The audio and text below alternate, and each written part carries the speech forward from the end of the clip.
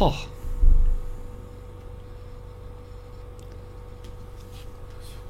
All right. Today, what are you going to do today? Today we're going to talk about the definition of truth and knowledge, and how this works in Western society versus Japanese society. What do you mean? What I mean is that today we're going to talk about the underlying definitions and the way that in Western society we are trained to always ask questions. Hey, where am I? Here. Yes. Okay, so we looked at Stoicism last time, and we were looking at the truth, but what exactly is truth? And my thesis here is that in Japan, truth is taught. Truth is taught to you in school. Taught mean teaching? Yes, it's through the media, is taught by the people around you, by your superiors, by your colleagues, is a shared belief in about the reality. How is it different from fact? Good question. So we will actually. No, this is exactly a very good question, because what is a fact? What is the truth? That is what we are going to talk about today, because actually the truth definition in Western society is also a very big topic of debate. Truth. So what is truth? What is real? What is not real? And how can we Okay, define? I tell you this morning session. What is truth? It means, your father killed somebody, okay? Right. Then are you going to prosecute him and prosecute? This is truth. Okay, this is truth. Okay, I'm going to prosecute him. Right. But this is not truth. You need to conceal it. This is truth. That is the reality, né? Reality. So basically. How do you think? Well, basically that is the. I think what you are talking about is more justice as defined in under our law, and what is just. There's the difference between justice and just. So what is right and what is justice? And justice are universal laws that are applied to everybody equally. But is justice always just? In your case, if your father killed somebody, of course you're not going to prosecute your father because he's your father. Confucius said, okay, justice is different from morality. Right. And the morality has priority rather than justice. Right, but that doesn't work in Western society, at least, and I don't think in Japanese society either, because we are very much based on justice, on defining the rules, and we are not trying to be just, but we are trying to follow justice. This is why. By the way, Westerners, if somebody killed his father, they are going to prosecute him? No. No, actually, because this is not justice. you can even if you're a family member, you cannot testify in court, for example, because nobody is assumed to prosecute his son, father, or spouse, because there is a conflict of interest. So nobody can even testify in that case. They do not prosecute. They do not allow. Not allow. Not allow. They do not allow any Family? Testimony from a family member. Really? I didn't know that. So that's the matter of justice and morality and justice. Justice is not always morally true, but because there's a bigger interest in having a society that is based under universal laws, being our justice system, it is in the best interest of democracy to have a justice system. Therefore, you could argue that lawyers, even though they are trying to defend a criminal, and even though they know that the guy they are defending is a criminal, they can still try to defend him in under the pretense of justice, because justice needs to be served. And even though you're a criminal, you're still entitled to defense. And a good lawyer will try to get his client off the hook by, for example, finding irregularities in the legal procedure and thereby nullifying the entire legal procedure and getting his client acquitted from his crime.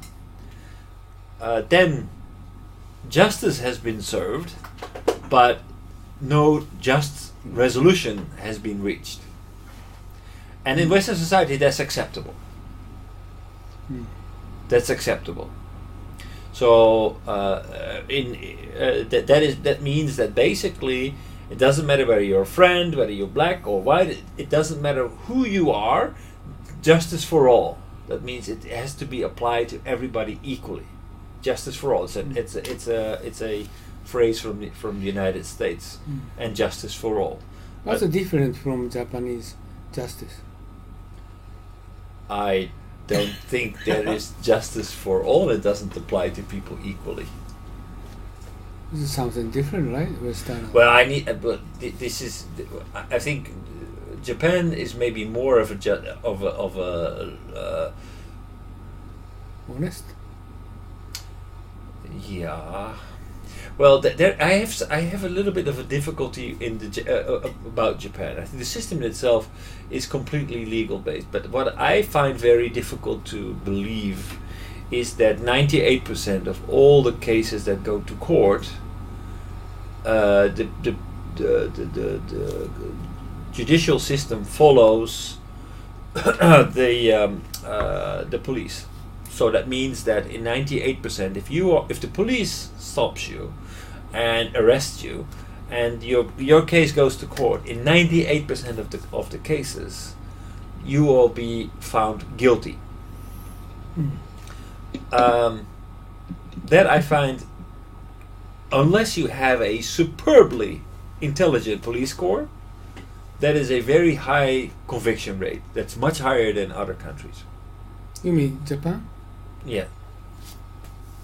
That is more of a conviction rate that you find in countries like Zimbabwe or countries that do not are not run in a democratic fashion. But it has to do, I think, with the consensus thinking.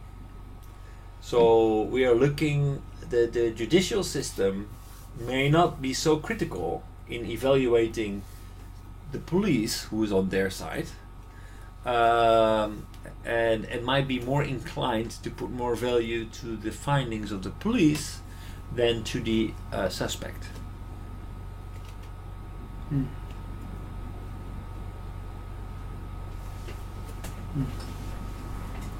So if you are arrested as a suspect in Japan, you're in trouble. You're in trouble because in what do you mean trouble? Well, that means in 49 out of 50 cases you will be found guilty. Oh, you arrested? Yes. America is different? Yeah. In America it's closer to 80%. How about Netherlands? They are about the same as America. So 20% are not guilty. Yeah. Why?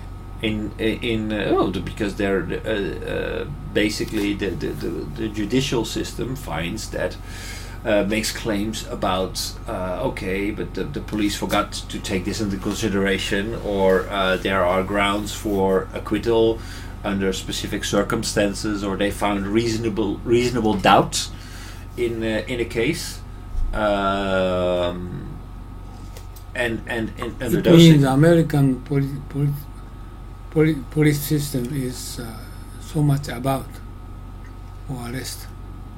No, No? I don't think so. I don't think so. I don't think that the Japanese police system is more capable than the Dutch police system or the American police system or the German police system.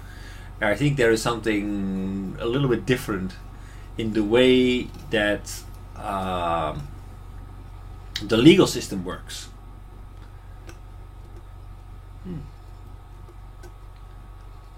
The way that we are critical on the way that the police works. Another thing that is different, I find in Japan, is that in the Netherlands, the penalty is based on the crime. We tend to look at the criminal. So if the criminal committed a certain crime, then the punishment is based on the crime. So if it's a heavy crime, then the punishment is heavy. If it's a minor crime, the penalty is minor.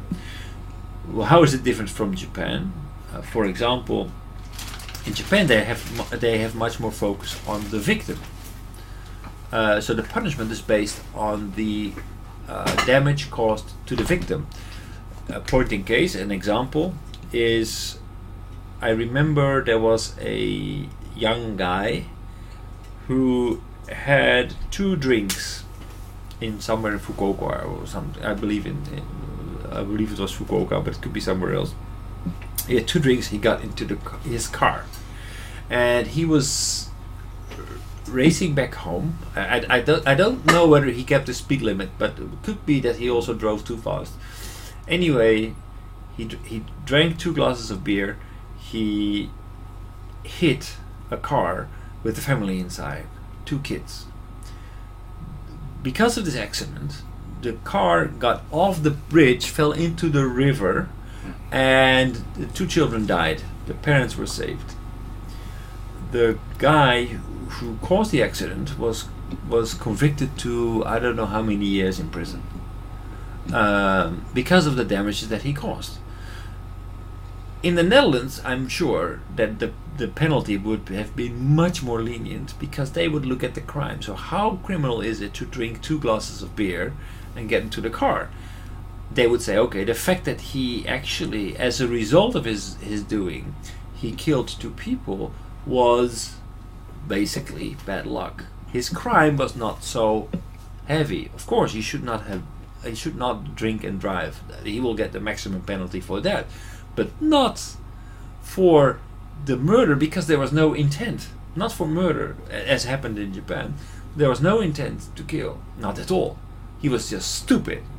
He drank and he killed. As a result of that, he caused an accident, which, as a result of that, caused 2 children to die. In Japan, the penalty was very heavy, focused on getting compensation, or anyway, more or less. You mean the Holland, America, more heavier? No, in the Netherlands he would get much more lenient sentence. Yeah. Japan is heavier. Heavy, very heavy. Why Japan is heavy? Well, I don't know, because in Japan I can only think that they take the side. They look at the Emphasizing on morale. They emphasize on morale. So because of Why what he did. Why Netherlands is more light? I'm not saying he's more right, but basically he's saying if we are judging somebody guilty or not guilty, there has to be intent. The guy. Oh, intent. Right.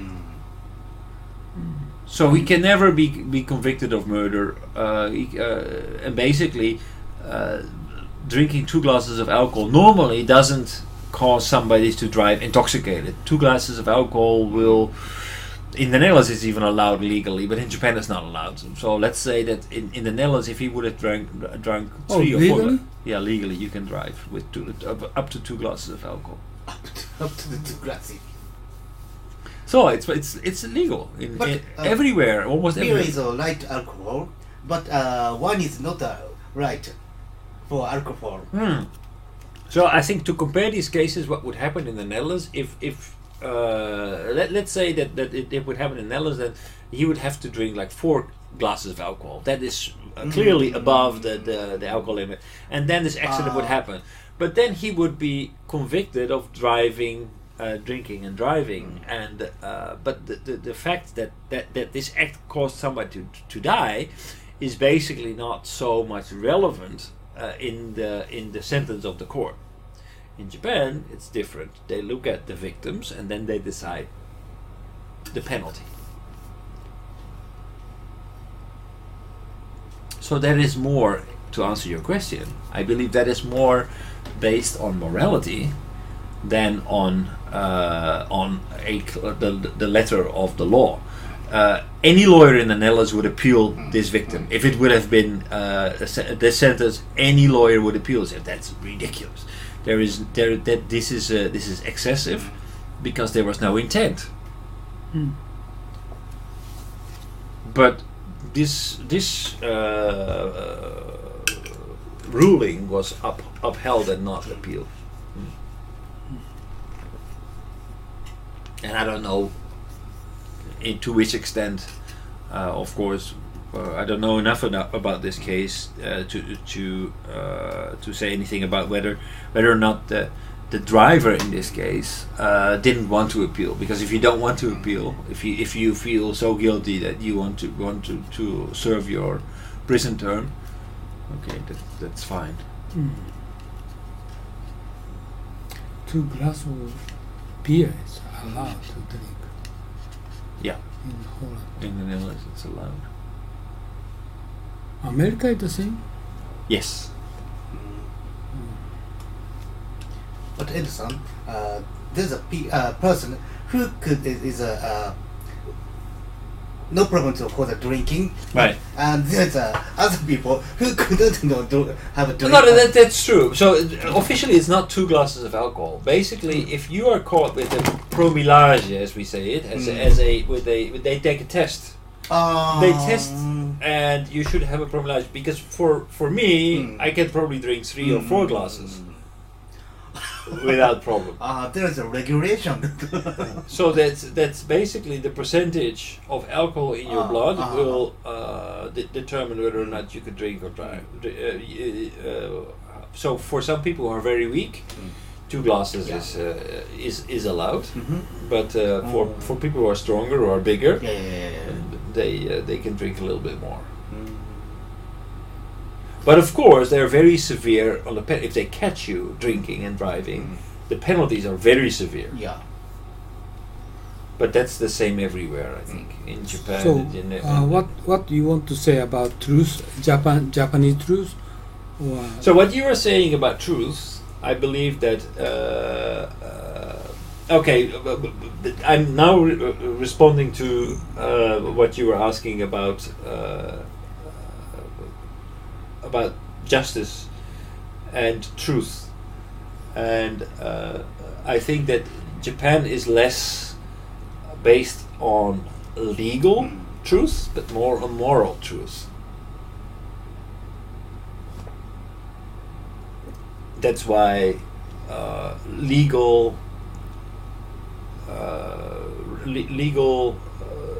contracts are much thinner in Japan. That's why scope definitions and things like that are much thinner, much less specified than in, for example, in the United States and in Europe, because basically in Europe and in the United States we want to cover our asses. We want to make sure that everything is specified and agreed upon, because if there is a problem later, we can turn to the law, we can turn to another institution and say, it's here, it's written down, so we are not going to pay for this, you will need to pay for this, or it's not in scope of the contract. So what happens very often, this is legally true but morally unjust. It's from my experience working an example in the IT industry. Very often, our salespeople would talk to the client, and the client, of course, they have limited budget. So what they want is they want to have a solution at a fixed cost, right? So based on what they need, they are going to reduce the scope. They're going to take things out of scope.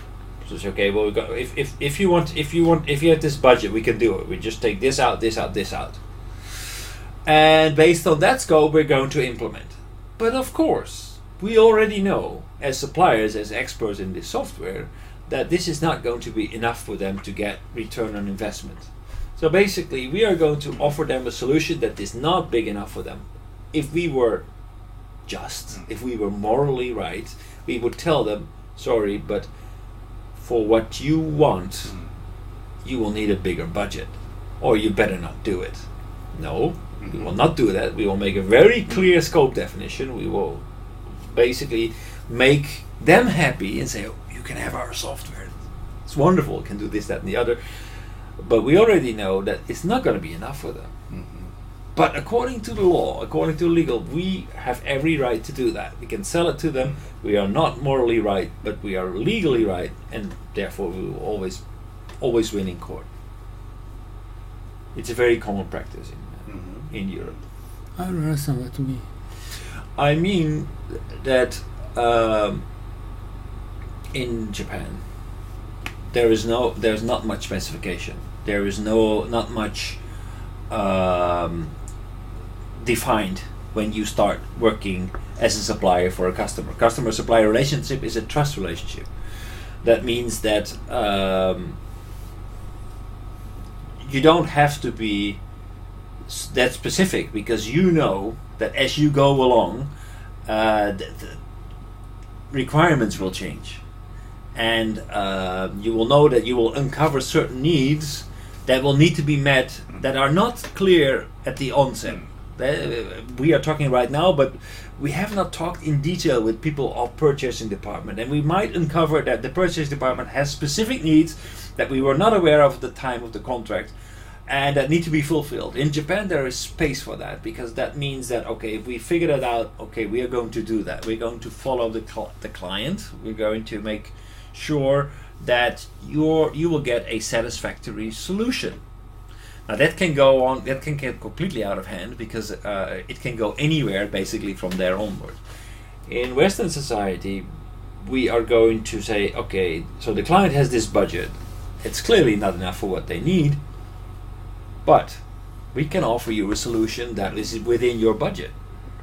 That doesn't mean that the solution itself will be enough for their business.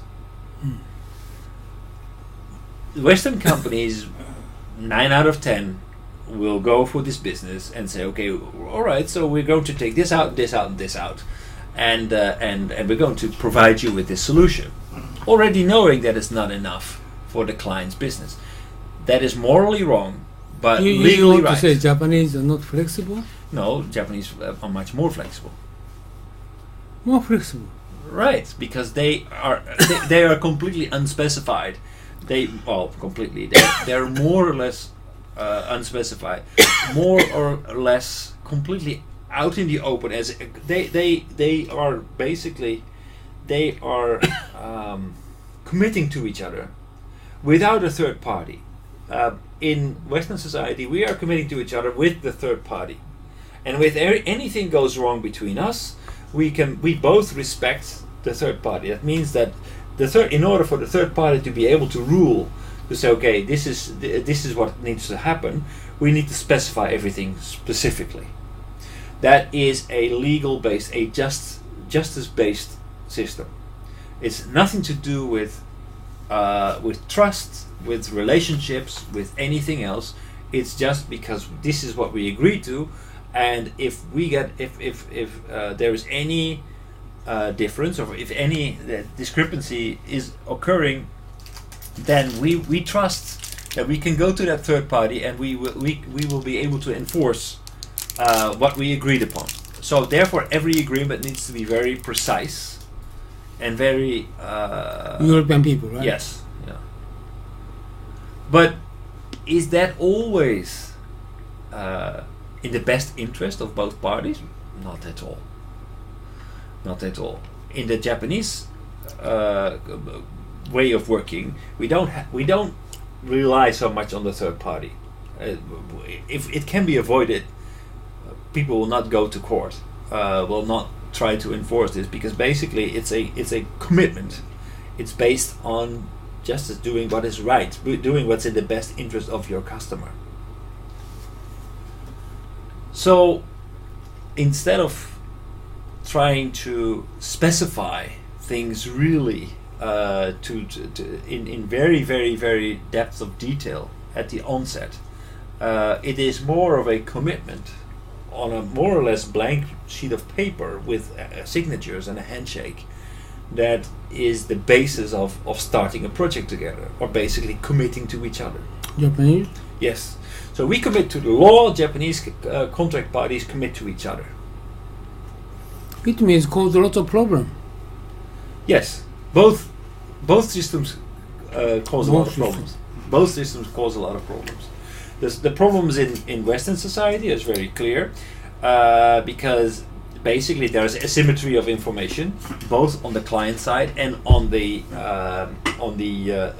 supplier side, and it's very difficult, very, very difficult to specify everything to the letter of detail. So the whole quotation process, the whole specification process is very complex, especially when you talk about very big software projects. That's why so many projects go wrong, and so many projects go to court, or there is an excess of budget and overtime and whatever, because basically salespeople just try to make their quotas, because they need their bonuses in order to pay for their beautiful houses. In the Japanese case, projects can go completely out of hand, based on unreasonable requests from the customer, who demands that their staff doesn't have any time for training. That means if you replace software system A with software system B, then software system B needs to have exactly the same user interface as software system A had, so that they don't need any training. But that will cost a disproportionate amount of time and therefore money to the supplier. New requirements can show up, and basically because we committed to each other, projects go completely out of hand. So for Microsoft, for example, I know Microsoft a little bit from the inside. Japan is a nightmare to do projects, because the enterprise software from Microsoft is based on standardization. Basically, the software in itself is designed to fit 99% of all the use cases that they have gathered so far. In Europe, America.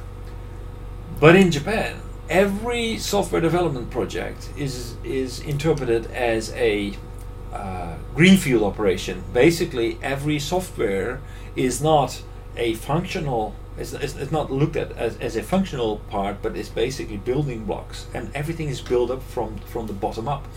That means that every software implementation is more or less unique. That means that if there is an upgrade of the software, it costs enormous efforts to upgrade the implementation in Japan, because there are so much customizations that are made specifically for this client. They have to be redone, so it costs a disproportionate amount of money. A lot of people need to stay on board, because everything is very specific to this client. It's actually, actually I'm involved for this area for more than 30 years, and it's what a discrepancy among users people, front-end people, Right. and system engineers group. Okay, system engineer group don't want to accept user's requirement. Right. But user reject it, but system cannot implement it. Right. And okay, we're going to accept user team, the cost will increase, but top management will not accept, right? Right. So this is triangle, turmoil happen all the way around. And if very strong man Right. exists, he'll going to tell them, oh, stop it. Right. But usually Japanese leadership not so strong. Right. So overrun the project. Right. And I did many times. Right. You know. And also our company's manager is not good skill to persuade them. Ah. Right? Push him back. So okay. So I have a perfect example of this. So we were a relatively small company in the Netherlands, and there was a CRM, a customer relationship management software project that for the Dutch entity, basically the national telecom, a very big client, and it had already failed twice. 2 consulting companies failed, big consulting companies. Then the CEO was fired, and a new CEO came on board, and he happened to be a friend of our one of our salespeople. So really, out of nowhere, a dark horse, we had a fantastic opportunity to win a project to implement CRM for NTT, which was a way too big project for us actually. But because we knew the new CEO, we won the project. The thing this time, we had to do it fixed price, fixed cost. But the CEO was very strong. The new CEO was strong because that's why he got the job, because the project had failed already two times. So we had exactly the same experience. We said, okay, we will accept a fixed time, fixed price project, but very strict requirements. So we actually, because we made very clear specification to project. We're going to do this, and that, and users. We will not make any customization unless it is absolutely pivotal for the project, and it needs to be signed off and agreed to by the CEO. And budget needs to be made available by the CEO. Otherwise, we will not do it. So we will refuse any user requirement. Well, of course, this is a typical example of we have the legal mandate to be maybe not always in the best interest of the client, but at least to make the project work. So we were a very small company working in a very big environment, but the implementation was so simple. It was ridiculous. I was one of the 2 project managers. Where there were 2 sides of the companies, and I did one side, and a friend of mine did the other side. And my job was mainly to listen to very, very angry users. Like you have different department heads, and they would come to my office and scream and blah, blah, blah, blah, blah. I said, okay, I understand you would like this requirement, so please have it signed off by the CEO. That was all. Nobody ever went to the CEO because they knew that he would not sign it off. So the project was a big success. We got like ridiculous. So you didn't change it? We didn't change it. Oh, I had a big failure because my followers is adding more than 20 consultants into project because of over requirement. And usually, I will go and recognize 2 or 3 months later. But at that time, already spent couple million US dollars already, several months going on. Then job manager is very weak to negotiate with customer. Right. I think that happens a lot. It feels that I get the impression that in the Japanese way of working, because there is no third party, because it's giving your word and giving commitment, any request basically needs to be fulfilled. and it's very much an open target, a moving target, what you're working against. Whereas in Western society, by defining everything clearly, it's a very fixed target, which is not always in the best interest of the client, mind you, but not always in the best interest of the supplier either. But at least it's a fixed target, so we know what we're going to do. Okay, this is Confucius actually. What the problem is? He is superstar developing project. Designer skill or creativity, leadership. What is insufficient is how to communicate with users people. This is actually Confucius. Confucianism is even if that problem stripes or miscommunication is discrepancy, whatever, everything. You did say so, you didn't say so. But this Confucianism is, if you're going to expert for this Confucianism, he should settle down, okay? He does not need to accept anything at all. This is his skill. But this is not a good talent person, but this is, he knows about technology skill. No. But this is communication skill, a negotiation skill. This is what I'm, the big issues for writing book. And in the case of you have getting turmoil, usually you got problem. It's just only human relations, not bottleneck of system or performance. No. Always 100% you got problem with people, right? So many weak mindset people, he's defeated by his opponent. But it's also part of the reason is also because the human relationship become much more important in the Japanese case, because there is no third party you can refer to. What? So in our case, we have the specification document we can refer to. So basically, to avoid this the pressure on the human relationships in Western projects, we can refer to all the specifications that are written out. So look, it's in the specifications here. It's written here. So if you want it, it's out of scope. You need to pay. We need to reassess the time. As I accept. Of course, because it's part of the project. Japanese, yeah, no. Exactly. So for example, detail design and then grand design and basic design, detail design. Then at that detail design base, oh my God, we need to add 2 digits for the detail code. Otherwise, the field operation does not work. 2 digit adding for the code, but 2 digit adding code is not easy for changing system, right? But they cannot deny it or add 2 digit.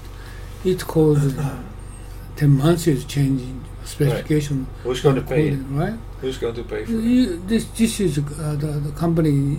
If job manager, a powerful guy, he can negotiate that project manager of the client.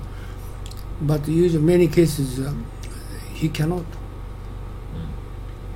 So how will this end in Japan? How will this end? My case is my case is partner negotiated to customer senior vice president, but this is not easy.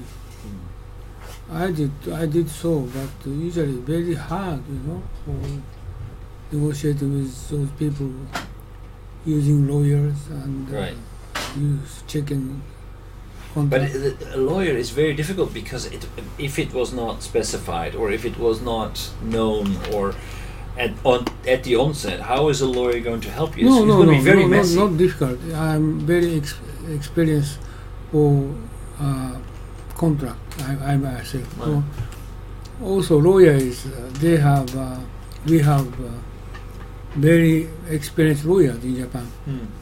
So I can communicate with those specific lawyers.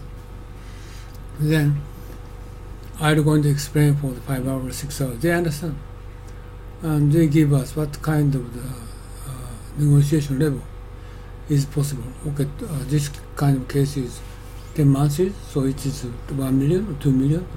And they understand how we're going to push it. Not the lawyers coming from, I'm going to negotiate with customer. So I did so. but it takes several months to get money. Right. Because kind of overrunning cost is 2 million, 3 million. He needs to submit that additional budget at company board committee. Right. So not easy. No. And usually American company job manager is very young, 30s. He cannot negotiate with customer. Customer is 50s, right? Right. Years old. They are very skilled and very tough to negotiate. They cannot do that. So I did it. But this is not easy. Not easy job. So and usually Japanese will not pay.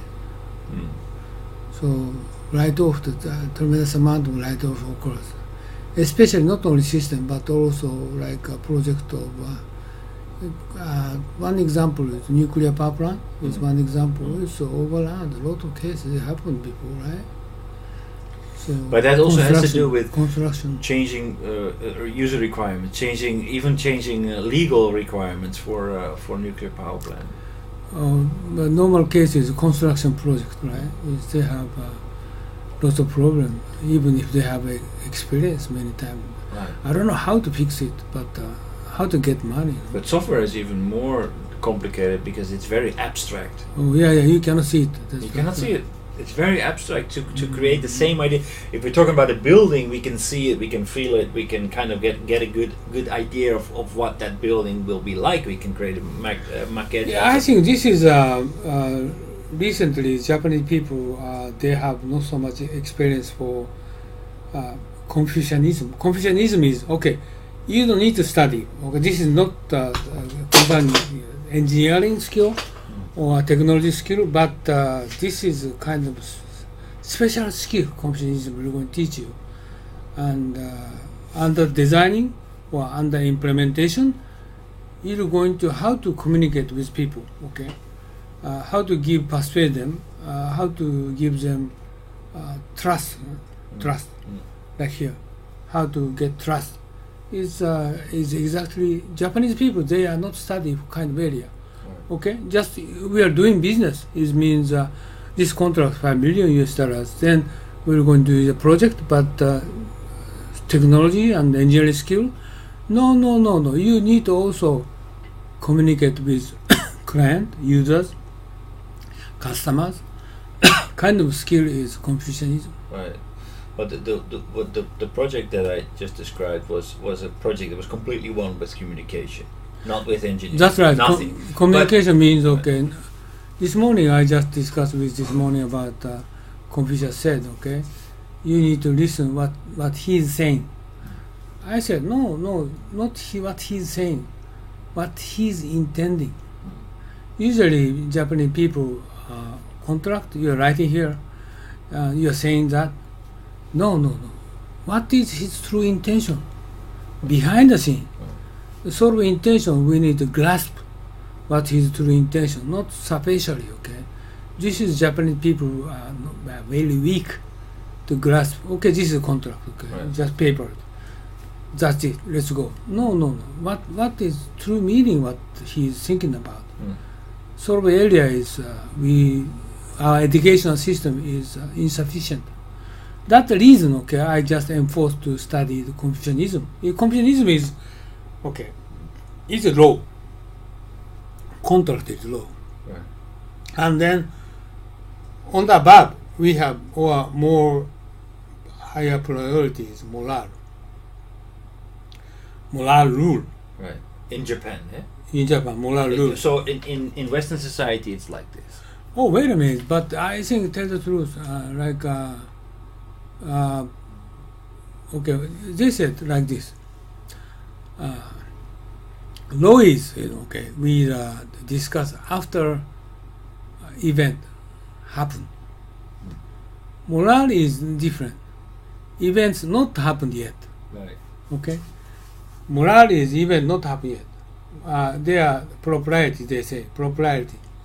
Propriety means what you're talking about in the true meaning. What's happening? Just guess, and we try to avoid problem, Right. and we try to make consensus each other. But law is actually what already happened. Okay, happened, just overrun.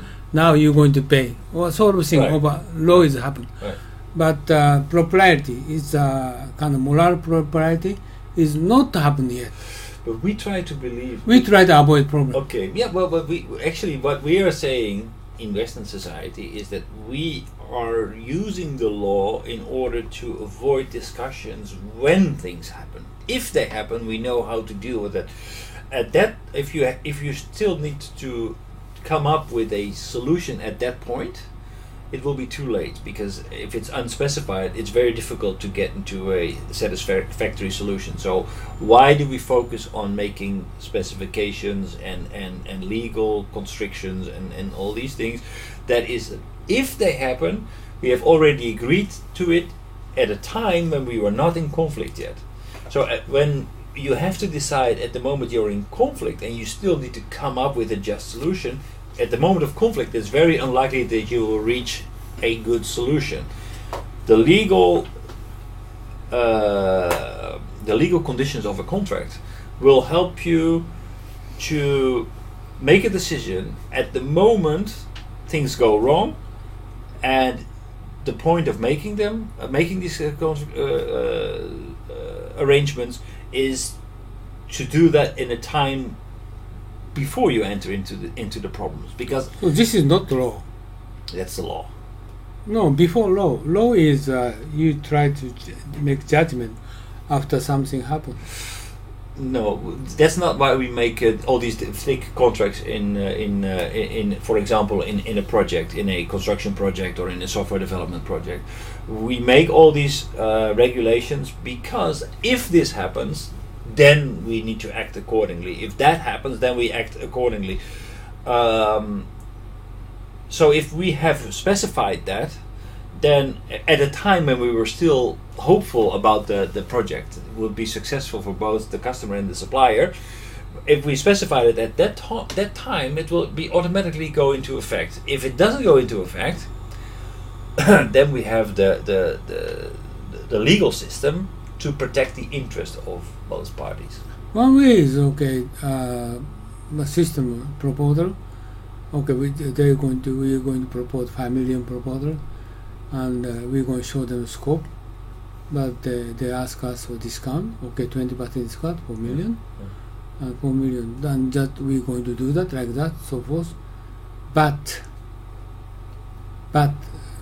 before contract, usually Japanese people do not touch sensitive area. Right. Especially That's in different. interface. Yeah, that's different. So if they're going to touch interface, when maybe this kind of interface happens, interface with the current system more difficult area, and maybe they will not give us job. Right, exactly. So what are you going to do, the Westerners people? They're going to discuss in detail? Yes. Because if we, without a scope, we will not, without a contract, we will not even start. But what we will do in general is to put all the difficulties that you might expect in an interface, put them on the table and say, okay, but in that case, why don't we, because we understand that you have budget constraints, why don't we cut it up in 2 projects and then try to make it work in project number 1 and project number 2. Project number 1 is trying to migrate from system A to system B, right? So basically keep everything happy, and then project number 2 you get all the goodies that you want for your new software. Usually it ends with project number 1. So basically you invest a lot of money, you just go from A to B and you have shit. Basically you just spend a lot of money and go from software from brand A to brand B. You mean you don't proceed on project B? Yes, very very often happens, because there are, and that's another thing, the software supplier is really usually the client doesn't have enough money to do it, right? So what they want, it's impossible. So the software supplier is going to specify exactly what he's going to do, 100% clear. We're going to do this and that. then the moment the users come on board, they say, yes, but well, what about this? Or what about that? Yeah, sorry, it's not in our contract. If you want it, sure, we will add it to our contract, but it's out of scope. That means more budget, and if there's no budget, sorry, next project. There is a big discrepancy between the supplier and the customer in this case, because the customer doesn't know a lot of things. They don't have the experience with the software. I think those areas with Japanese and Westerners have a lot of differences exist, I believe. And I don't know what, for example, Japanese people not so much discuss each other, right? They don't like it. Right. So. Well, that's also the topic of today. So we are very much, we enjoy discussing. We also enjoy finding flaws in other people's or in your own reasoning, because it will bring us closer to the truth. Proper, we will look at proper today. This is very important in order to get a better understanding. Discussion, arguing, debate is actually a way forward.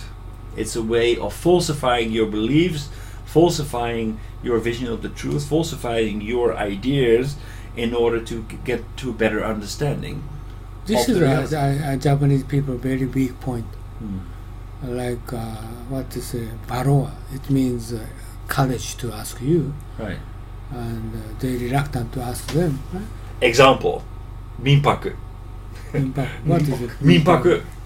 Why? I talked with Booking.com. Booking.com is one of the big platforms in Minpaku. Airbnb is the biggest. Booking.com is the second biggest in Minpaku. They were negotiating, or they were in discussion with the tourist agency. And I have a good contact at Booking.com, so I met these people once every 3-4 weeks. While they were negotiating, and I was asking them, of course, for advice on what to do. I said, well, don't worry, it's not going to be that hard, it's not going to be that strict. I advise you to wait till the law becomes crystal clear. Don't need to do anything yet. Then, June 15th, the law was going to go into effect. All of a sudden, on June 1st, the tourist agency demanded that every Airbnb booking was to be cancelled if there was no permit yet. What? What? This completely fell out of thin air.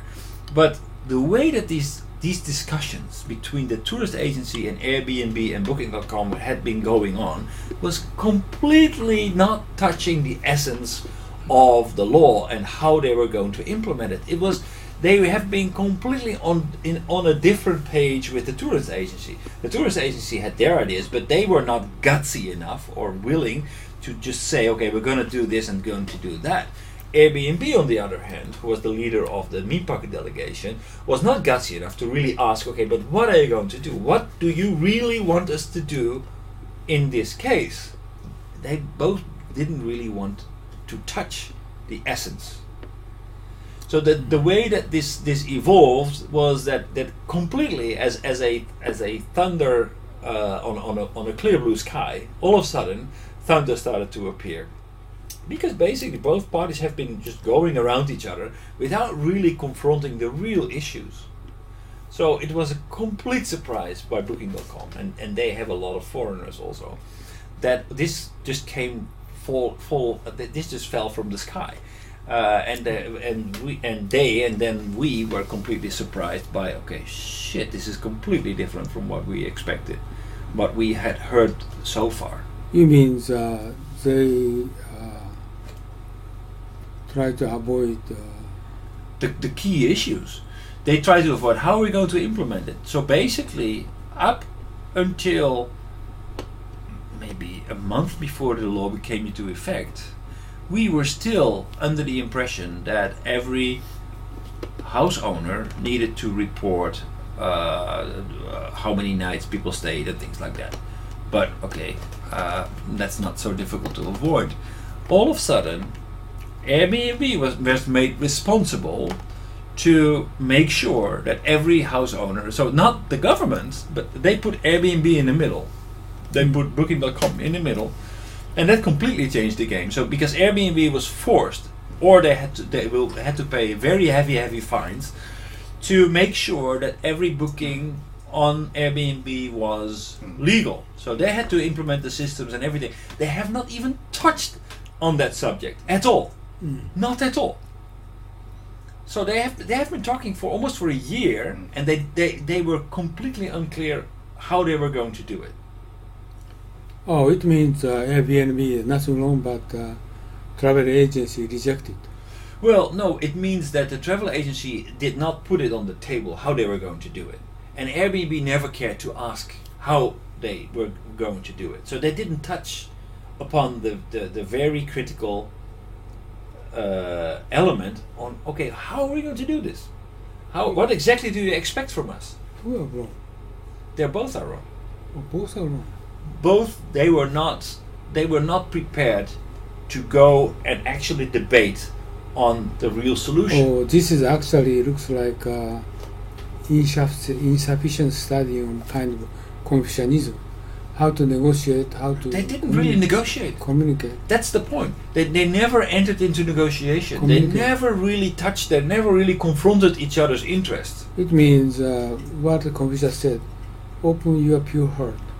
Right? Never happened. Open your pure heart. And everybody broke their heart, and fame, money, social status, and your family, everything. So you broke your heart.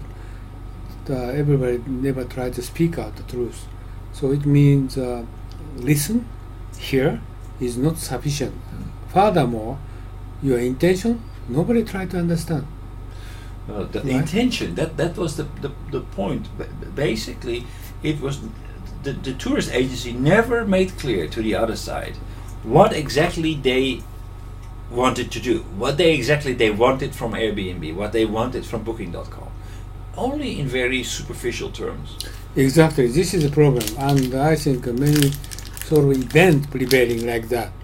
So this is fundamentally, I think this is a human people issues. Okay, how to talk with you, how to talk with the counterpart, opponent, everybody. But this is not sufficient. I just talked, I just listened, but not sufficient. Right, and Airbnb never confronted the tourism agency about, okay, so but tell us exactly what you want us to do. This is why I wanted to write a book. Okay? And my wife said you just have to write a book in that case of you don't want to leave. Okay, leave.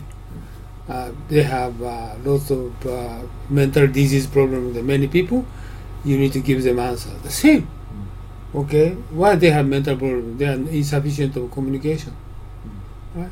They cannot talk. They have some. They try to. I did a good job, but nobody accepted me. Right? Sort of same issue. I just a lot of things happen, but many cases not your skill, not your performance. Your insufficient communication with the people. This is many cause problem, and lots of mental disease people is caused by human network issues. Right? Well, especially in Japan. Yeah, not Europe. Less, because we are not completely depending on the human network. We always have a fallback in the legal system within. In basically, the way I see it in Japan is that you need society in order to survive, and in Western world it is you as an individual are the core. You don't really need anybody else. It's all about you. Me, right? The me first society in Europe. Yeah. So it doesn't really matter if you become isolated in Western society. That's very inconvenient. but it's fine because you're an individual to begin with. That's how you feel. If you become isolated in Japan, you basically lose your identity. You will become powerless. Oh, by the way, in 1 decade later, somebody said half of Japanese old men will going to be single. Is this nothing happening in Europe? No. No. Yeah, last night my wife told me, you going to be single. She's told me, okay, I'm going to be single. This is normal, but Oh. Japanese is like that. Currently, 30% of senior people are single. She will need a new sponsor then. So, but I think this is not good, No. But I think this is difference between the Euro-Western and Japanese. So, but how come there's such a big gap between men and women in Japan? I mean, we also have divorces, and we also looks have. like not only man and woman, everything. The customer and the client, your boss and your colleague and everybody is sufficient communication. They believe they should understand what I'm intending, but not true. Right. Right? Because of unaddressed issues, because of reading the air, of assuming that everything. Right. So so basically, reading the air becomes an excuse of not really connecting to other people. Just you said Airbnb the same. Everything Japanese is like a big village. You just you don't need to speak out, but the counterpart will understand. But this is not true. Right. It becomes an excuse for basically hiding, sticking your hand in the sand is an expression that we use. So because if you're afraid, you can address your fear, by by looking at the reality. Exactly. I feel fear. I feel fear if I go and speak out like this. But your people, that people can speak everything what you think, right? Yes. But Japanese people, we cannot say, we can speak out whatever I think. Okay, she'll get mad or he'll get mad. Right. We don't have custom to speak out everything. Right. You need courage for that. Yeah. This is, I think, we need to solve this kind of, based upon Confucianism. This is my background, and otherwise, single people more increase. Right. Senior people. So lots of mental problem is increasing, and this sort of things happen more. So reading the air becomes an excuse for not actually communicating. It's obvious, but basically it's I don't care. I don't communicate with you. It's a little bit what happened in the Netherlands when we were trying to build a multicultural society. Multicultural society is that with multiple groups in society living next to each other and becoming one society with different colors, like a rainbow, right? That's the idea of multicultural society. But in effect, actually, it was a cover, an excuse for indifference. Because in a multicultural society, you give people the opportunity to do many things, but it's actually, you don't have to worry about them, or you don't have to care about them, and just go your own way, because they can do whatever they want. But if you don't make an actual effort to integrate those groups into one society, it's not a rainbow society, it's a segregated society. I have a question. It's just you said integrate, right? Sort of concession, right? But many people say, okay, you just write it down. I'm right. Okay, you're wrong. Right? Right. So how do you going to solve this kind of issue? Perfect question, and so well timed, through debate and finding the truth. Who is right? Yeah. Right. How's it going to solve issues? Right. So this is where philosophy comes in. That's Uno-san. Like, well, we could be on a soccer team. Like you just give the assist, and I give the header to make the goal. So this is where basically we need to challenge each other to find the truth. So who is right, and based on what do you believe that you're right? And this is an individual responsibility that is being taught in Western society, and I think in Japanese society, truth is found, is derived from what you learn from the media, from your teachers, from your parents, from the people around you. That's the truth, because that's a commonly shared truth, or is it a commonly shared belief?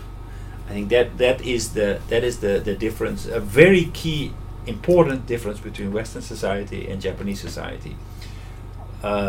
We are taught not to take any truth at face value. So today, I would like to focus on truth.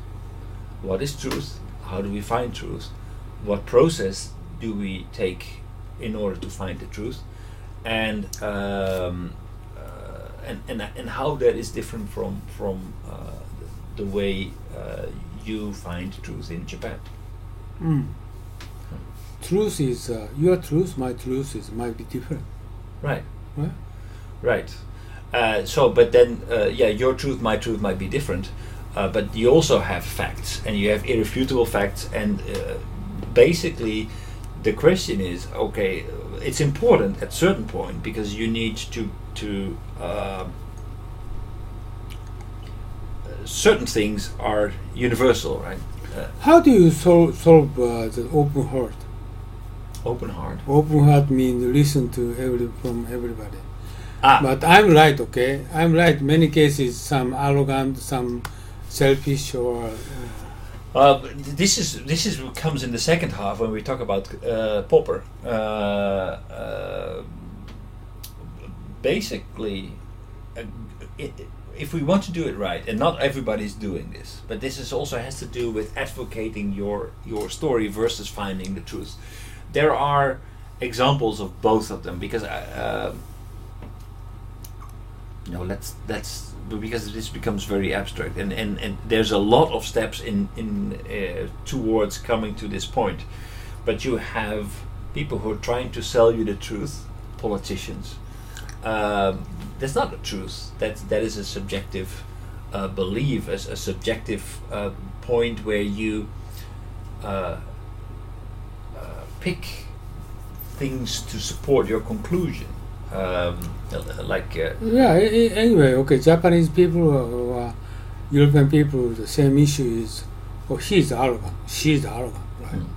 So he or she need to compromise. But sort of people, the same percentage of people actually exist. Right. But in our society, we need to make compromise. We need to understand each other. Right. How do you want to solve those issues? How to understand each other. Yeah. Okay, so there. Okay, so but now we're talking about basically whose beliefs are stronger, or selling each other's beliefs. I was more thinking, looking for the truth, looking for the best solution, and by actually people who are they have good intentions, and again we will talk about this. They will always try to falsify their own beliefs. So arrogant people will not do that, but people who do not put their ego first, the concept of the guy we were talking about before, Eckhart Tolle, so who are not worried about their ego but really want to find the truth. So if you, for example, are a customer and I am a supplier and we are discussing the best solution for your company to build software, then basically what I can make a design, but my purpose should be, when I'm discussing my design with you, not to defend my design, but to break down, to make sure that I find every actor, every stakeholder in your organization to show me where my design is imperfect, where my design doesn't fulfill the needs of your organization. If I'm truthful, that's what I will do. If I'm arrogant, I say this is the design, it's perfect. Can you do it better? Do it. It's currently what he.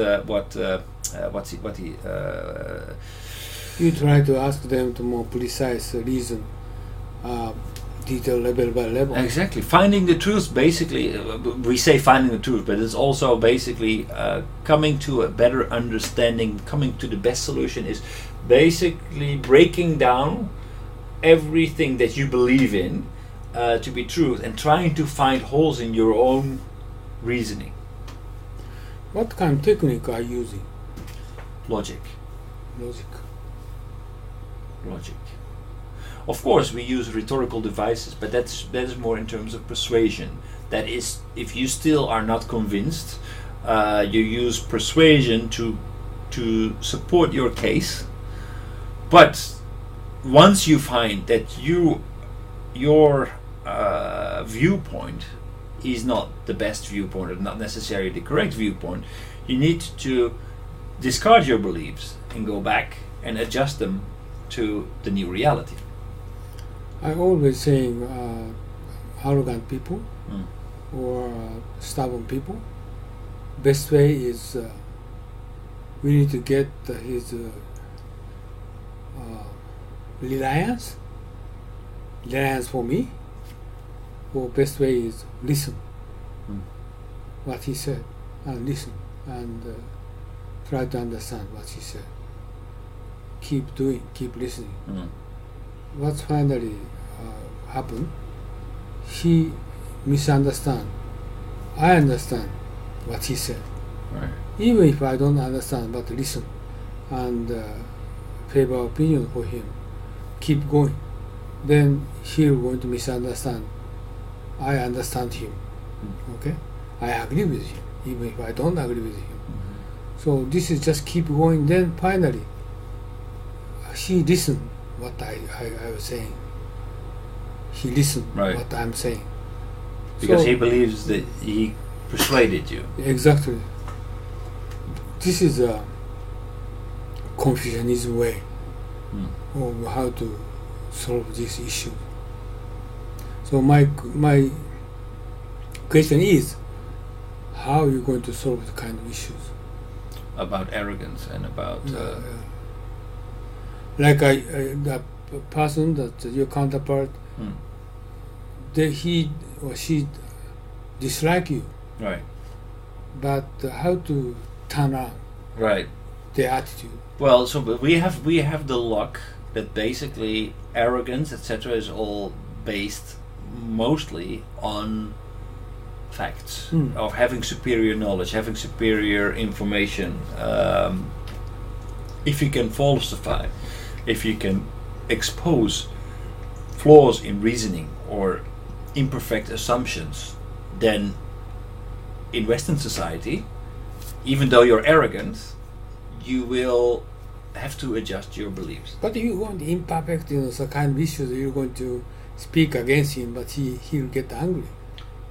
He may get angry, but he will only get angry because he knows that his beliefs or his reasoning is flawed, and there are superior ideas or with higher truth value that I will later on talk about. For example, Newton versus Einstein, and Newton was a very highly respected physicist, but so Einstein, he came up with a new theory and which basically falsified part of Newton's theory.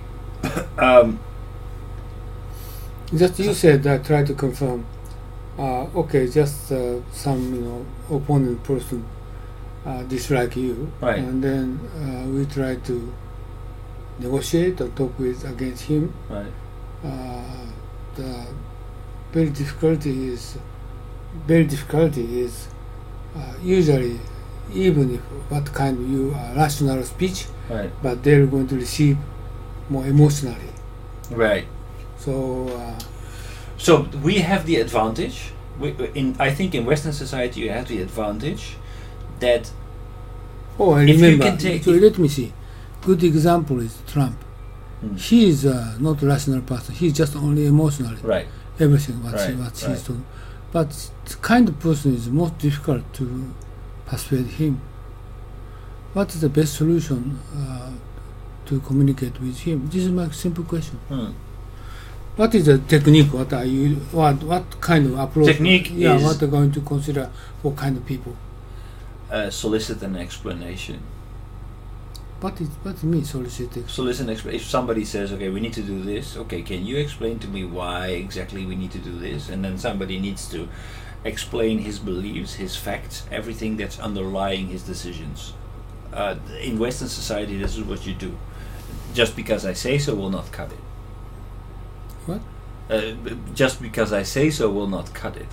So the way to get people out of from their high horse is to actually ask a justification of why they want to do it. They are proposing it this way or that way.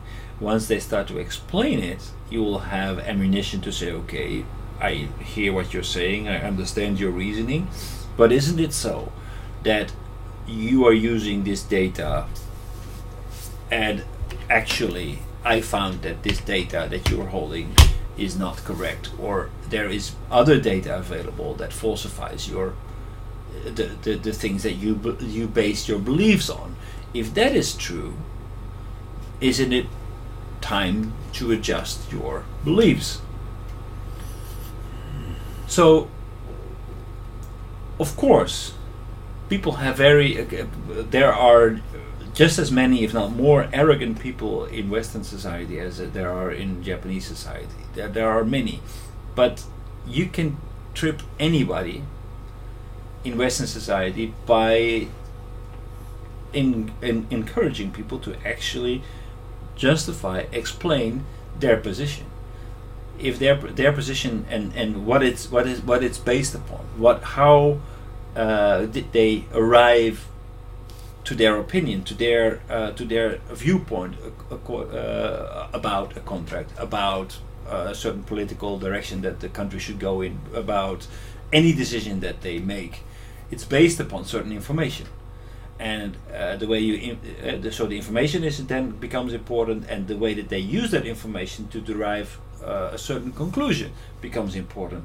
As a Western opponent, as a Western stakeholder, asking people to explain their sources, their beliefs, and their facts, and using that information to challenge them will always be successful. If you can catch somebody in a fallacy, in exposing their that the way that they derive their conclusion is actually false or not justified, then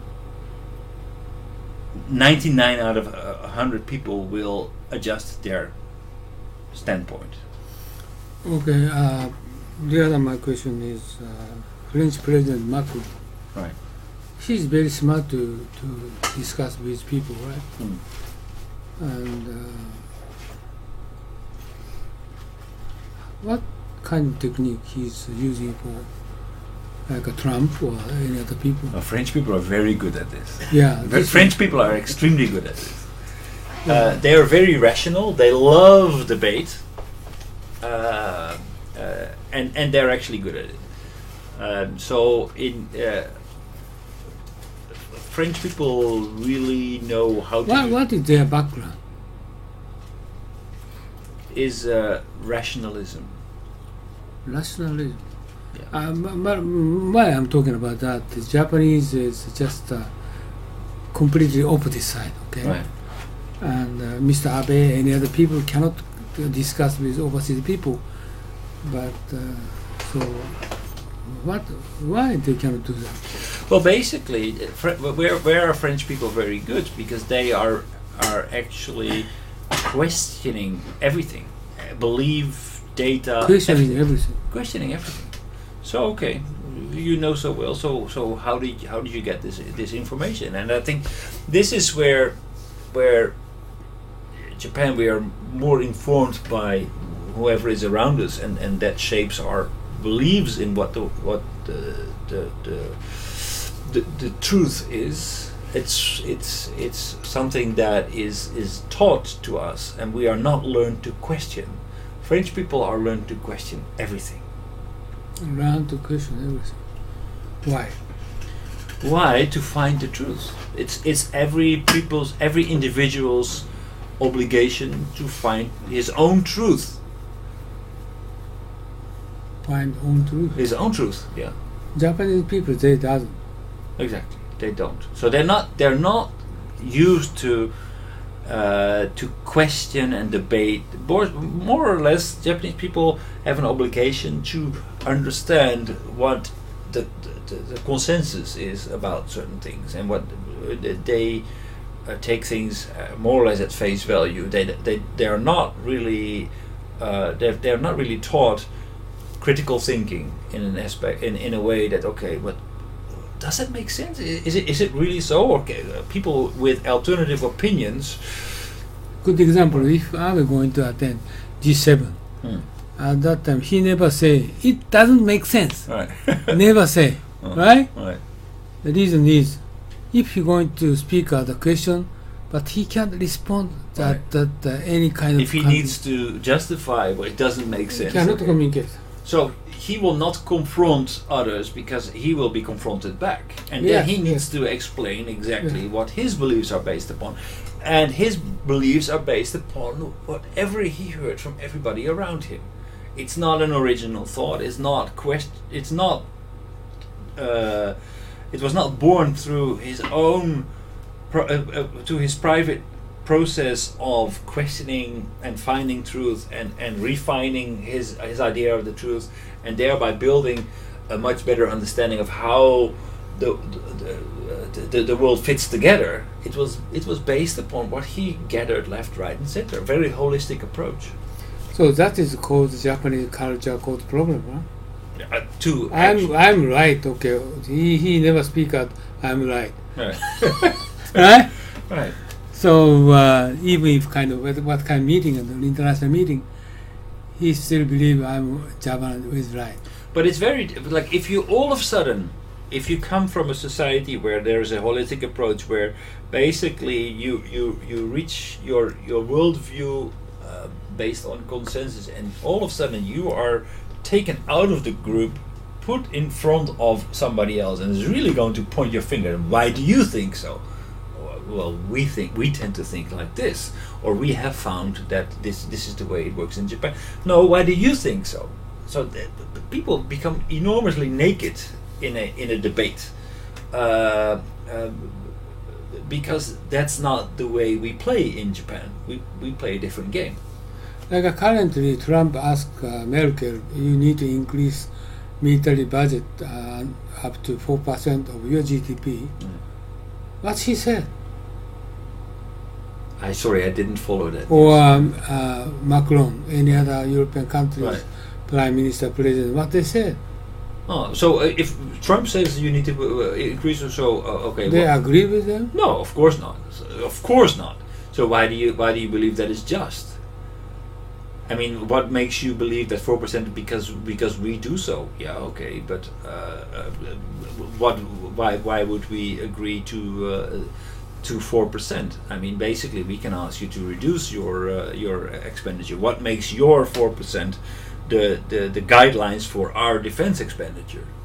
Okay, why I made a question for you? Because Trump is going to ask to Japan. Right. You should increase military budget 2% of GDP Right. very soon. Right. All right? Right. So, what Abe will going to answer for him? So Abe will say, well,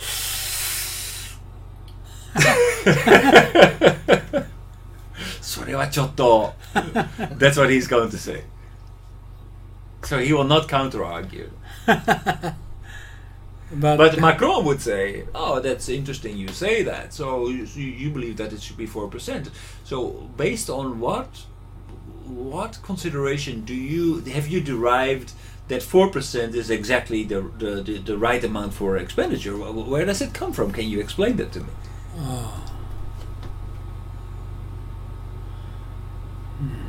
Because I don't understand, so please explain that to me. And then Trump will need to explain. Sorry, but our case is a little bit different. So we have different priorities. We have our national budget. We have our top priorities, and we want to invest in education instead of military expenditure. Like a Japan Russo meeting the same. Putin said to Abe, "Okay, we need to make peace agreement first instead of Ireland, returning." Right.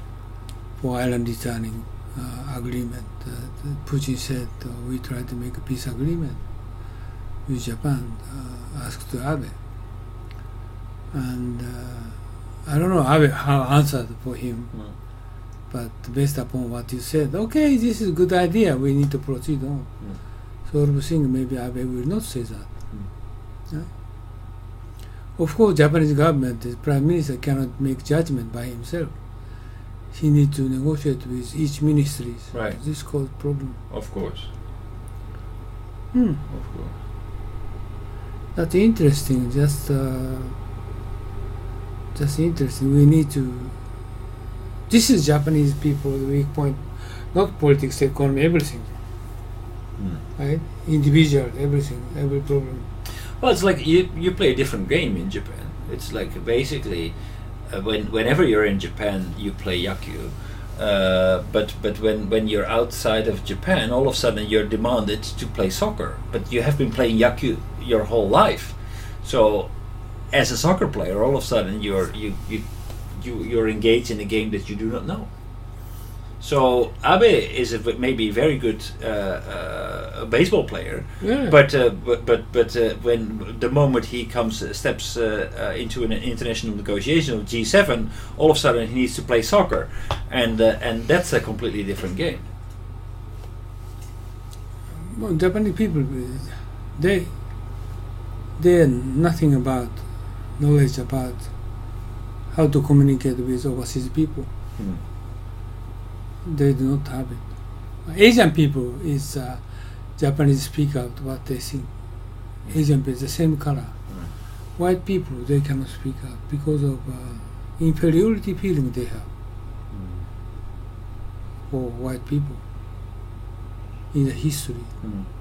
But Euro people, they can easily to communicate with Euro people, speak out what Japanese thinking, and in Asia. For China, yes, they can speak out whatever they think. Sorry, I don't understand. The colored, okay. Right. Yellow colored people, Japanese, they speak out what they think.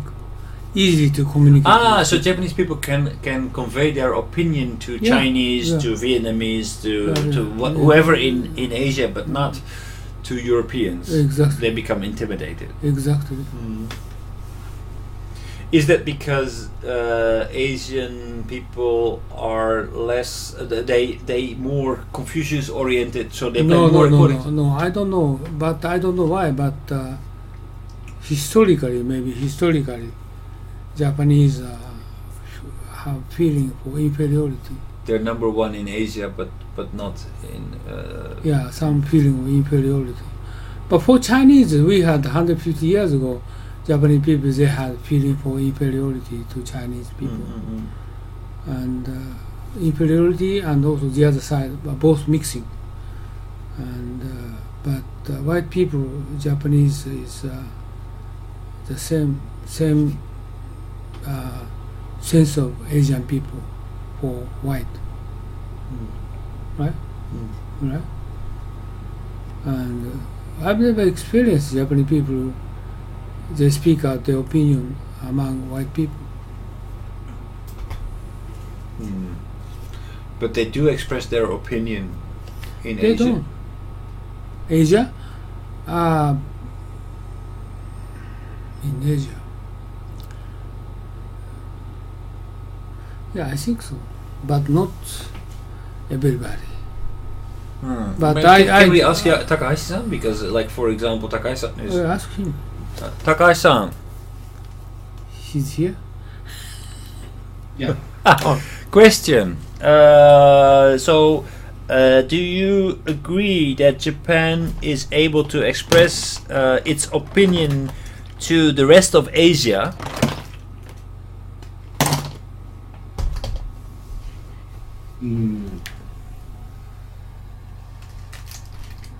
Since opinion, but it's not opinion for the discussion. That as we have told, with their mindset, even by saying this is opinion, but this is not the opinion for discussion and debate, negotiation. Okay. One way opinion that they're expecting the other side to accept 100%. So if they will be talked or asked back, then it's not. Right. So what you're saying is that they are ready to give their opinion, but it's not an invitation for debate. It's basically just giving their opinion, and that's it. There's no. They don't expect an answer back. No. Right. So that's also maybe the crucial point in the discussion, because Europeans are very used to debate and very eager to debate, because that's the way we work. So you can really expect the other side to respond and to ask questions and to challenge the opinion of the Japanese side. How is that in Asia? Do you find that Asians immediately challenge the Japanese opinion, or do they just listen to it and accept it or not accept it, but not challenge it? They do. They do. They challenge it. No, I don't know. Sometimes it could be challenging, but sometimes it is just asking. Right. Right. But Japanese, by being asked many times, then they start feeling the challenge. Right. And then intimidating. Right. And so if they are asked many times, they feel that they are being challenged. And then what is the average response of the Japanese delegation? Or it's just feel they don't get they of it. They're feeling it's not it's not reliable. Right. So basically, the Asian counterpart is not a reliable partner. Yeah, they are not understanding. They're not ready to understand it. Right. So basically, as the Japanese delegation is giving their opinion, they are not ready to receive a counter opinion, or they're not actually even expecting anything. They're just expecting that the other side will follow the Japanese opinion or the Japanese proposal to the letter. No. Right. So that is I think that's a big difference with Western part. It's not as they say in French, a fait accompli. Basically, if you express your opinion or you give your proposal, you're expecting a counter proposal. You're expecting to be challenged, because that is basically how we work. So the Japanese side, if I understand you correctly, is it doesn't expect a counter proposal or a different opinion or anything. No, they don't. Right. They're expecting to be accepted. But why is that? I mean, do they? I really like, for me that's difficult to understand. So how come you think that? Because they believe it's absolutely reasonable what they're proposing, or in the best interest of both parties, or why exactly do they feel that their proposal should be accepted? Maybe it's because they don't have any option. How is this if from Japanese party to Japanese party? So inside Japan, is it the same? So one side gives a proposal and it's never questioned or argued. It's just yes or no. I don't know in detail, but and also you may know some part of Japanese way that the things are like the client asking the those who want to propose to come here to make proposal, but Right. our requirement is this and this. So Okay, yeah. So the RFP, yeah. requirement and your specification is meeting our expectation. Right. Okay, so there's no so yeah, that's what I found, but unfortunately I have never been in the position to directly negotiate the no, that's actually not true. But so when it came to, for example, the weather software, I was a supplier and I just needed to fulfill the RFP requirements without actually having the power to suggest improvements or even the end user was never asked whether to put a question mark to the request for proposal. So yeah, it very often led to solutions that were not really solutions because it didn't really solve the problem of the end user. Okay. Yeah, they tend to act sometimes the arrogant, but at the same time, I think they're feeling some fear. Well, yeah, sure. I think arrogance also is a response to fear.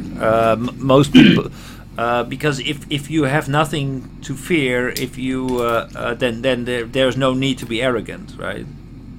Right.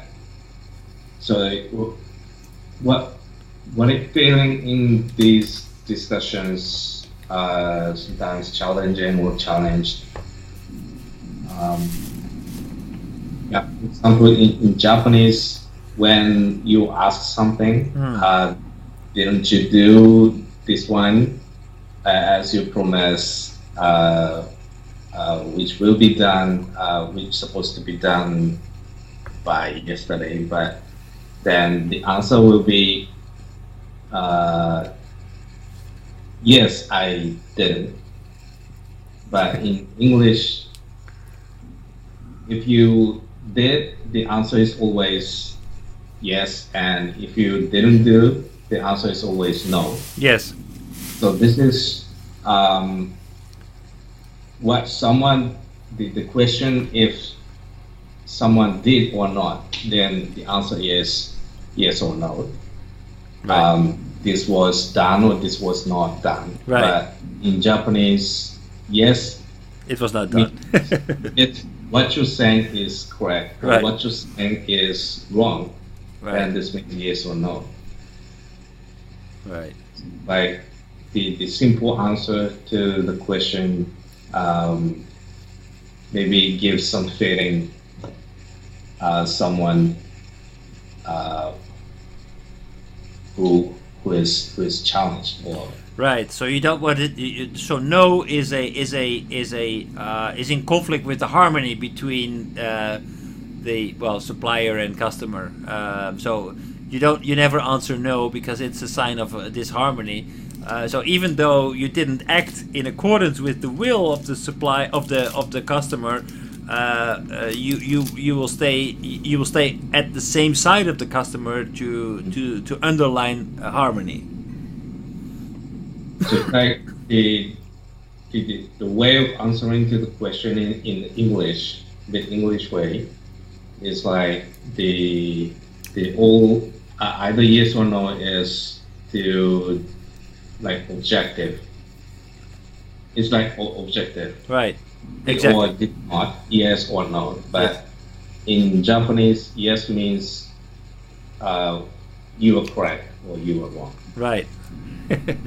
So yeah, actually, so in the Netherlands, that people go crazy if for that kind of attitude. Yes or no. So yeah, what is it? Yes or no. That's a very, very, very common expression. So even I remember this clearly, even from my own family. If I try to kind of like be inspecific or try to hide the truth a little bit, I would not be able to get away with that. So okay, so what is it? Yes or no? There's no half truths here. So tell me the exact truth, and don't leave things oblivious. People can really get angry about that. By the way, is it always the customer who puts down the line here? In my experience, indeed, what you said about the request for proposal is not an invitation for debate. Is that always in that order? The customer decides, or is it also the supplier decides in some cases? In Japan? In Japan, yes. I think some may know more. I think Kimoto may know more. Okay. In Vietnam, there's some company here. Sometimes, the Japanese company, often ask. We cannot even make a proposal because this specification requirement is not clear. But actually, what the client is asking and expecting to those who can make proposal is to have some discussion how to make a design, how to make specification. Right. Knowledge.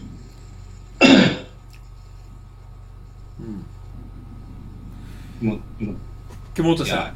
Yes. What? Let me see.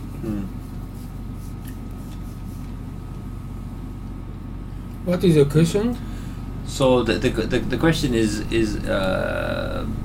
very often the Japanese delegation will give their opinion, and it's not an invitation for debate. It's their opinion.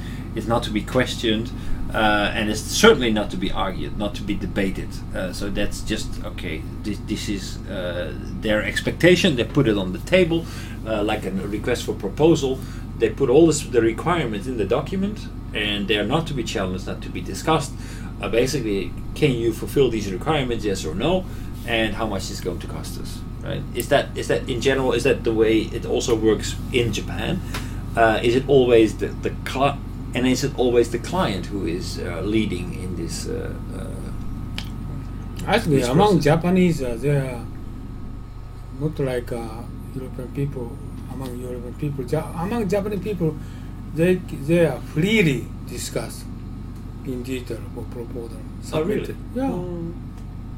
Among Japanese people, even some Asian people involving, I think they can openly discuss. But when white people join, they stop speaking up anything.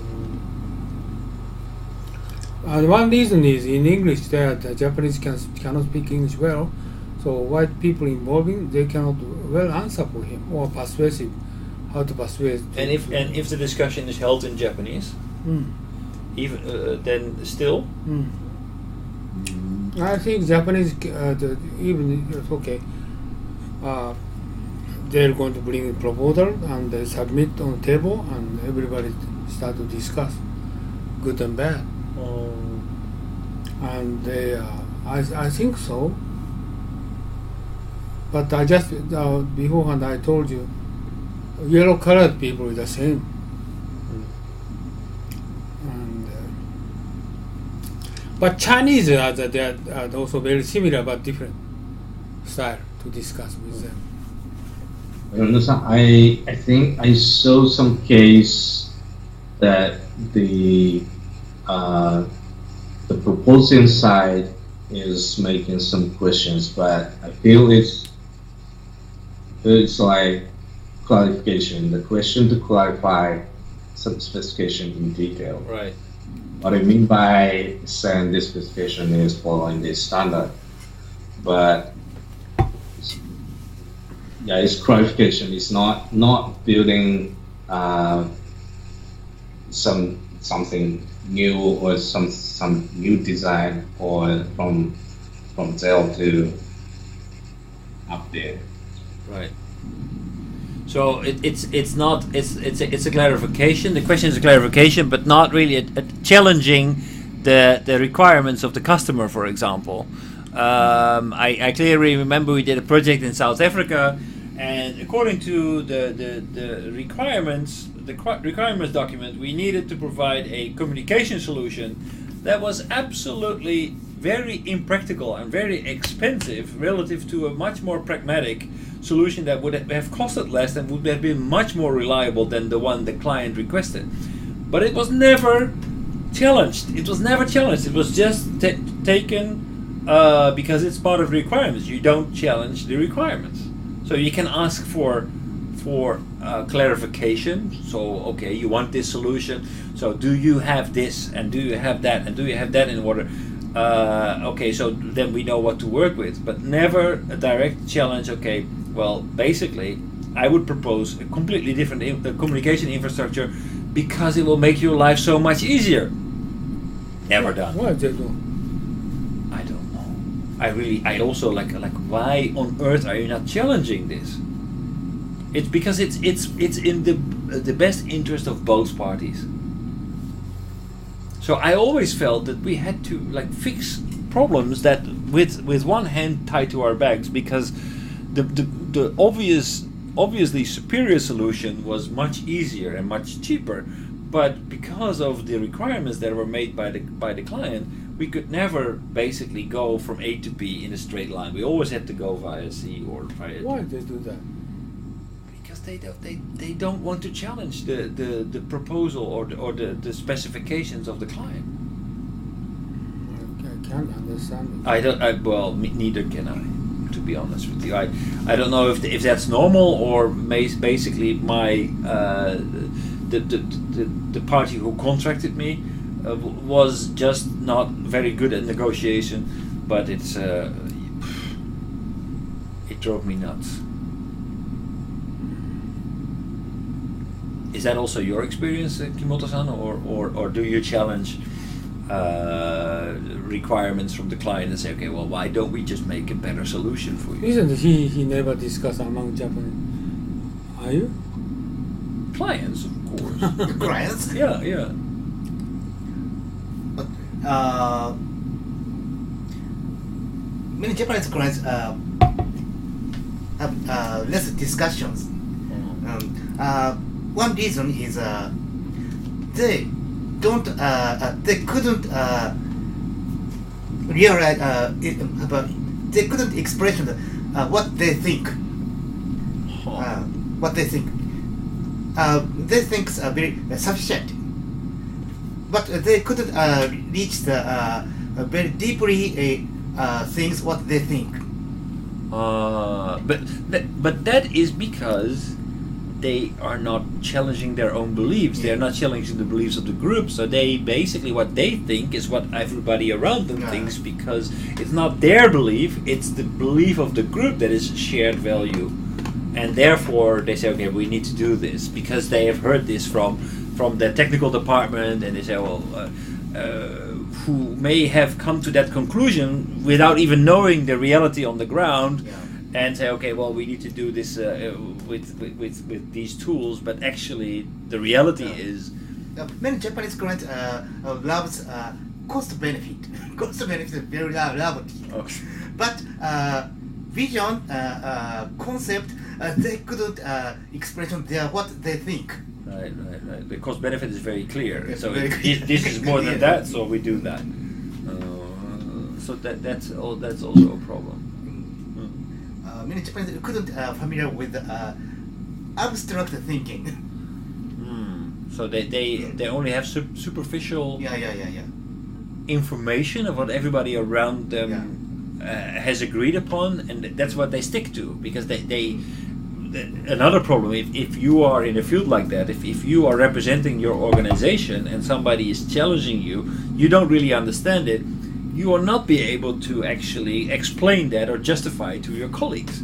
So you will need to actually go back to your organization and challenge something that you do not clearly understand. So that makes your position very weak, so people will become very defensive. And many Japanese correct love the things what they see, Right. what they touch, tangible. Right. But they couldn't. Maybe they have no idea for the abstract thinking. For example, vision concept. That reason they couldn't vision and concept. That is they couldn't see. They couldn't tangible. But is it that maybe that is a very interesting point, because because that's also part of they cannot they do not usually think in models. So we have the way that we work, the way that we are taught to think, and we think is the only way that is the proper way of thinking. Yeah. But since I'm in Japan, I realize that it's not the only way of thinking. But I never questioned this. But the way that we think in model. We try to grasp the reality by simplifying it, by creating a model of the reality. And once you have a model that's simple enough, you will be able to come to new concepts. So you dumb it down to a level where you can kind of grasp the complex reality into a very simple model. Once you have a model, you can play with it, and you can have a common playing field with the people around you, right? So that model thinking that also helps you to grasp more complex scenarios. In Japan, there's a more holistic approach. It's not model thinking. It's not dumbing things down. It's by respecting everything in its complex surroundings. So therefore, discussion on an abstract level, on a more model-based level, is not something that is very common. It's not something that you commonly do. So that's why people in Japan very often get stuck in GUI discussions. That has nothing to do with the deeper level and the functionality of the more abstract ideas of what the software is supposed to do. Usually, even if the client's group, they avoid conflict. Right. But European people could handle the what invisible things. Right. Because we are very much used to abstract thinking, by model thinking, by creating a model of the. What is every office in Europe or in the United States has a whiteboard. And what do you do with the whiteboard? Immediately create a model of the. You do it too, by the way. You're very atypically Japanese in that respect, because you always listening and trying to make a model in your brain, and then putting it on the whiteboard to verify whether your beliefs and your interpretation of the reality is actually true. But do you do it in a Japanese boardroom? Do you do the same thing in a Japanese boardroom? Do you try to grasp the complex reality and create a model out of it, or how does it work? Is that an acceptable way of working?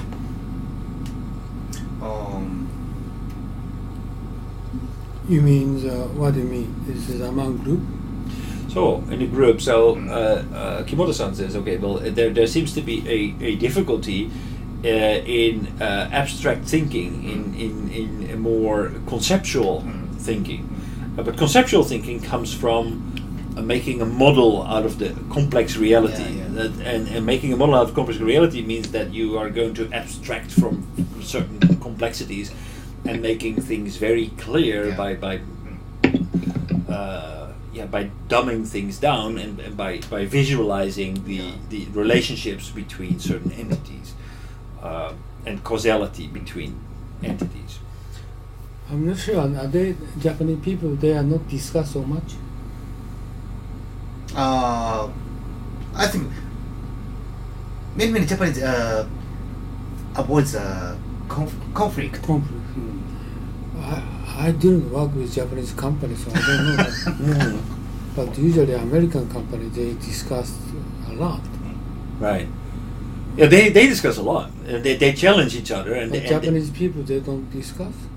In American companies and European companies, people start to throw things while discussing these models and say, well, it needs to be this way or that way, or your visualization of the reality is not the truth, and it needs to work this way. And this model thinking, the whole abstraction, the whole conceptual phase is very important.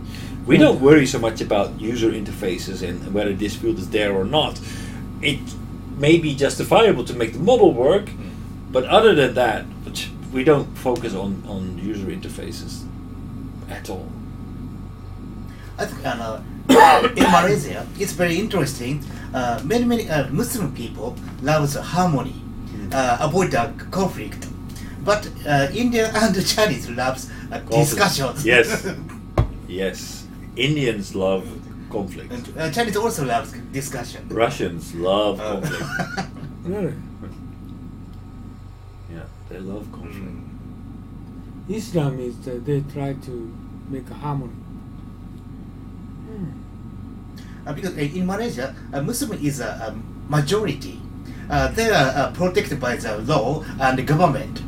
But Chinese and in Malaysia, Chinese and Indian government don't protect them. Right.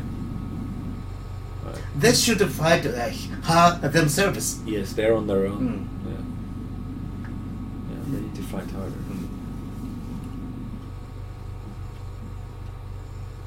What Takashi said, he's have a Japanese company. The Japanese. Well, Takashi, well, maybe you should ask Takashi-san directly, but paraphrasing what Takashi-san said, basically, Japanese side usually presents their requirements, their ideas. Don't expect any questions. Don't expect any debate.